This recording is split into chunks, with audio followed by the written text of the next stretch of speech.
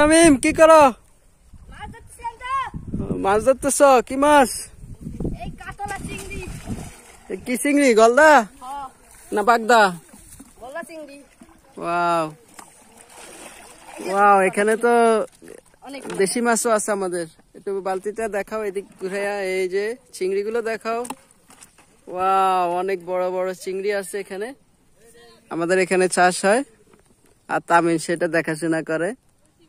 তো তামিম, মাছ ধরে কেমন লাগছে তোমার? অনেক ভালো লাগছে।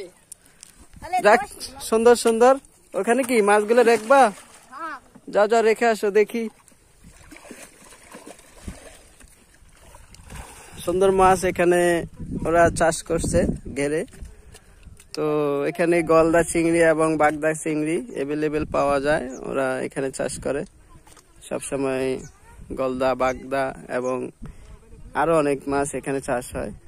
দেশি মাছও আছে, যেমন রুই, কাতল, ব্রিগেড, বিভিন্ন ধরনের মাছ এখানে পাওয়া যায়। তো ওরা চাষ করে এখানে সবসময়, সিজনে সিজনে বেশি হয় চাষ। ওই হলো আমাদের মামাই মূলত ঘেরটা পরিচালনা করে এবং ওনার দায়িত্বেই মাছগুলো চাষ হয়।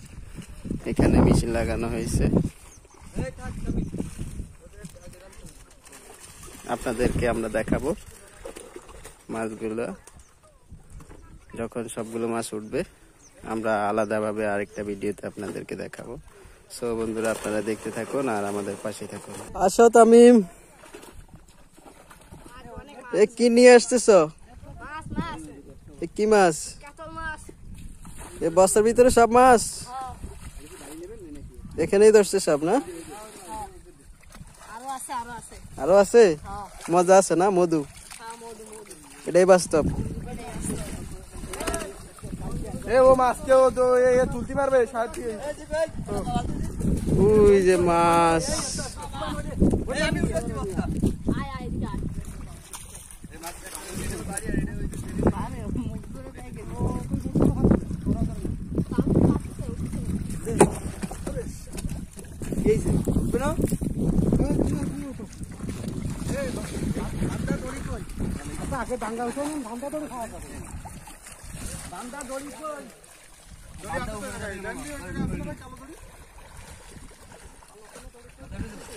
শাহেদ কি করো তুমি? নিয়ে আসো নিয়ে আসো, শাহেদ পারবো। শাহেদ, এই যে শাহেদ পারছে। হ্যাঁ শাহেদ, আরেকটু আরেকটু কষ্ট করো, আরেকটু।